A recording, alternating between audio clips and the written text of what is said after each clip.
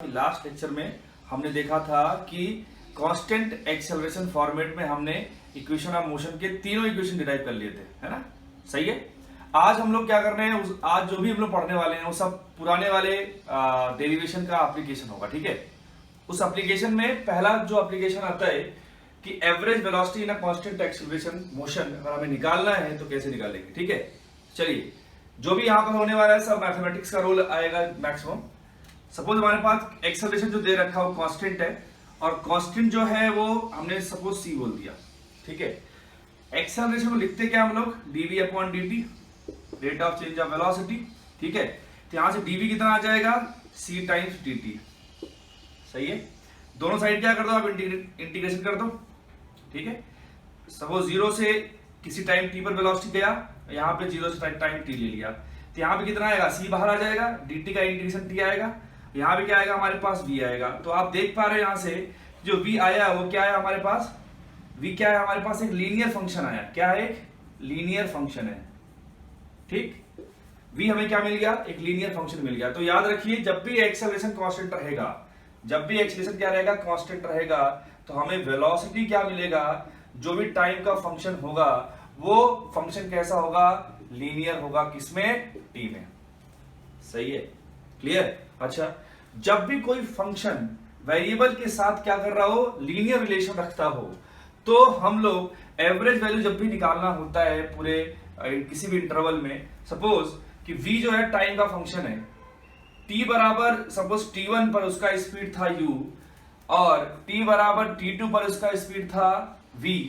आपसे पूछा गया बताओ इस इंटरवल में, t2 माइनस t1 वाले इंटरवल में एवरेज स्पीड कितना होगा। तो जब भी कोई फंक्शन क्या होता है, लीनियरली वेरी करता है, उस केस में हम लोग एवरेज वैल्यू को डायरेक्ट क्या लिख सकते हैं, initial value plus final value divide by 2। तो इस फॉर्मूले को लगाते वक्त आप ध्यान रखना कि तभी तक वैलिड है जब ये क्या है, आपका एक्सेलरेशन कांस्टेंट है, या फिर आप दूसरे शब्दों में बोल सकते हो कि आपका जो वेलोसिटी है वो टाइम के साथ लीनियरली वेरी कर रहा है। ठीक है, नोट करिए। तो आपके सामने एक बहुत ही प्यारा प्रॉब्लम है जो कांस्टेंट एक्सेलरेशन वाले फॉर्मेट में क्या है, बेस्ड है। ठीक है, क्लियर। क्या क्वेश्चन बोल रहा है कि एक इंटरवल दे रखा हमें t बराबर 0 टू t बराबर 10 है, velocity at t is equal to 0 is 10 metre per second and velocity at t is equal to 10 is 30 metre per second. ठीक है। तो हमसे क्या क्या पूछ रहा है, फाइंड एवरेज वेलोसिटी। इस इंटरवल में क्या उसने पूछा, एवरेज वेलोसिटी बताइए।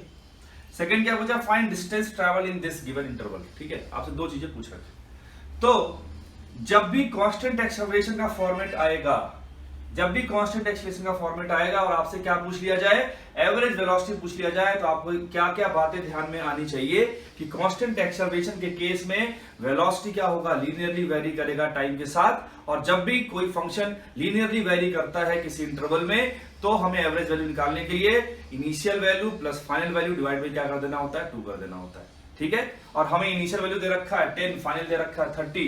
तो हमारे पास पहले पार्ट का आंसर आ गया, एवरेज वेलोसिटी क्या हो जाएगा, 10 प्लस 30 बाई 2 कितना आ जाएगा, ये 20 मीटर पर सेकेंड। 10 प्लस 30 40 बाई 2 क्या हो जाएगा, 20 मीटर पर सेकेंड। क्लियर। सेकेंड पार्ट पे आते हैं हम लोग। सेकेंड पार्ट में आपसे पूछा कितना डिस्टेंस ट्रेवल करेगा वो, है ना, इस इंटरवल में कितना डिस्टेंस ट्रेवल करेगा। सही है। तो उसके लिए आपको पहले ये पता होना चाहिए कि इस पार्टिकल का एक्सेलरेशन क्या है। क्या पता होना चाहिए, पार्टिकल का एक्सेलरेशन। क्योंकि हमें पता है कि जब हम लोग डिस्प्लेसमेंट की या डिस्टेंस की बात करेंगे, है ना, वैसे डिस्प्लेसमेंट की बात करना चाहिए, क्योंकि यहां पर ये जो मोशन है वो वन डायमेंशनल मोशन है, बिना डायरेक्शन चेंज किए हुए जा रहा है। तो यहां पर जो डिस्टेंस आएगा वो किसके बराबर हो जाएगा, डिस्प्लेसमेंट के मैग्नीट्यूड के बराबर हो जाएगा। क्लियर है क्या। तो हमें बेसिकली डिस्प्लेसमेंट निकालना है। डिस्प्लेसमेंट के फॉर्मूले जब भी हम इस्तेमाल करेंगे तो दो टाइप के फॉर्मूले आते हैं। एक सेकेंड इक्वेशन लगाते हो आप, s equal to ut plus half a t square, ut plus half a t square, और एक आता है थर्ड वाला v square is equal to u square plus 2as। ये दो फॉर्मूले आप इस्तेमाल कर सकते हो जब एक्सेलरेशन क्या है, कांस्टेंट है और हमें s चाहिए। तो आप देखो इन दोनों फॉर्मूले में s आ रहा है, s क्या है, डिस्प्लेसमेंट है। लेकिन इन दोनों ही फॉर्मूले में आपको एक ही रिक्वायरमेंट है, एक क्या है, एक्सेलरेशन है। सही है। तो हमारा पहला काम क्या है कि गिवन डेटा की हेल्प से हम लोग क्या करेंगे, पहले a का वैल्यू कैलकुलेट करेंगे। ठीक है। तो आपको इनिशियल स्पीड दे रखा है, u दे रखा है आपको 10 मीटर पर सेकेंड, आपको फाइनल दे रखा है 30 मीटर पर सेकेंड, आपको जो टाइम दे रखा है, इंटरवल जो दे रखा है वो कितना है 10 माइनस 0 10 दे रखा है। तो क्या मैं फर्स्ट इक्वेशन से v बराबर u प्लस ए टी से क्या मैं यहां पर आपका एक्सेलरेशन निकाल सकता हूं? v कितना है 30 है, u कितना है 10 है, a निकालना है, टाइम कितना है 10 है, तो इधर गया 20 is equal to 10a, a कितना आ गया 2 मीटर पर सेकेंड स्क्वायर। तो a आ गया हमारे पास 2 मीटर पर सेकेंड स्क्वायर। ये याद रखने वाली बात है, ध्यान रखने वाली बात है कि ये पूरा वेक्टर इक्वेशन था। सारा चीज क्या होगा डायरेक्शन पर डिपेंडेंट होगा। अगर डायरेक्शन किसी का ऑपोजिट हो जाता तो यहाँ पर वैल्यूज भी क्या हो जाती, नेगेटिव हो जाती। लेकिन हमें दिख रहा है कि जो स्पीड है वो बढ़ रहा है, 10 से 30 हो रहा है, मतलब एक्सेलरेशन भी इसी डायरेक्शन में आएगा। हमने पहले पढ़ा था, आपको मैंने बताया था पुराने वीडियोस में कि जब स्पीड बढ़ता है तो एक्सेलरेशन का डायरेक्शन क्या होता है, इनिशियल स्पीड के या इनिशियल वेलोसिटी के डायरेक्शन में होता है। तो एक्सेलरेशन इधर मिल गया और इनका वेलोसिटी भी इधर ही है, तो सारे लोग एक ही डायरेक्शन को फॉलो कर रहे हैं। तो हमने अगर एक को प्लस बोला तो सारे लोग क्या आ जाएंगे, प्लस प्लस आ जाएंगे। यहाँ पर एक कितना आ गया प्लस 2 मीटर पर सेकेंड स्क्वायर। अब हम लोग क्या करेंगे, थर्ड इक्वेशन का इस्तेमाल करते हैं। थर्ड इक्वेशन क्या बोलता है, v square equal to u square plus 2as है ना। देखिए v स्क्वायर कितना है 30, तो 30 का स्क्वायर क्या हो जाएगा 900, यहाँ पे कौन था 10, तो 10 का स्क्वायर क्या हो जाएगा 100, 2 इंटू a कितना है 2, s अपने को निकालना है। ये इधर जाएगा तो 900 माइनस 100 है ना, 800 बचेगा, 800 इज इक्वल टू 4s, तो s क्या हो जाएगा भाई 200 मीटर हो जाएगा। ठीक है, क्लियर है क्या? ये दो प्रॉब्लम से हमें क्या क्या सीखने को मिला कि पहली बात तो ये कि अगर एक्सेलरेशन कांस्टेंट है तो एवरेज वेलोसिटी कैसे निकालेंगे। दूसरा कि अगर हमारे पास डेटा दे रखा है और हमें कुछ तो पूछ लिया गया तो हम तीनों इक्वेशन में से कौन सा इक्वेशन कब इस्तेमाल करेंगे ये भी हमें मालूम चल गया। ठीक है, नोट करिए। तो ये वन डायमेंशनल मोशन का एक क्वेश्चन है और भी कांस्टेंट एक्सेलरेशन वाला फॉर्मेट है, उस पर बेस्ड क्वेश्चन है। ठीक है, डेटा क्या क्या दे रखे हैं वो लिखता हूं मैं। तो जब भी प्रॉब्लम आए तो सबसे पहले डेटा लिखने की कोशिश किया करो आप। ठीक है, देखिए आपको क्वेश्चन में क्या क्या दे रखा है कि रेस्ट से स्टार्ट होता है, मतलब इनिशियल वेलोसिटी क्या हो गया उसका 0 हो गया। ठीक, और क्या है एक्सेलरेशन दे रखा है 5 मीटर पर सेकेंड स्क्वायर। ठीक, चलिए पहला पार्ट करते हैं हम लोग। आपसे बोला वेलोसिटी बताइए एट 5 सेकेंड, मतलब ये आपसे पूछ लिया कि उस इंटरवल में 0 से लेकर 5 तक वाले इंटरवल में है ना, इस वाले पॉइंट पर वेलोसिटी क्या होगा। मतलब इनिशियल वेलोसिटी पता है, फाइनल वेलोसिटी आपसे पूछ रहा है। तो कौन सा इक्वेशन लगाओगे आप, आपको u पता है, आपको a पता है, आपको टाइम पता है 5 सेकेंड, तो आप कौन सा फॉर्मूला लगाओगे ताकि आपको v मिल जाए। तो आप बताओ, पहला इक्वेशन लगाओगे v बराबर u प्लस ए टी, लगा देते हैं v is equal to u plus a t, है ना। क्लियर, अगेन ये वेक्टर इक्वेशन है पूरा। तो v जो हमें निकालना है, u कितना था 0 था, a कितना है 5 है, t कितना है 5, तो आंसर कितना हो जाएगा 25 मीटर पर सेकेंड। सही है ना।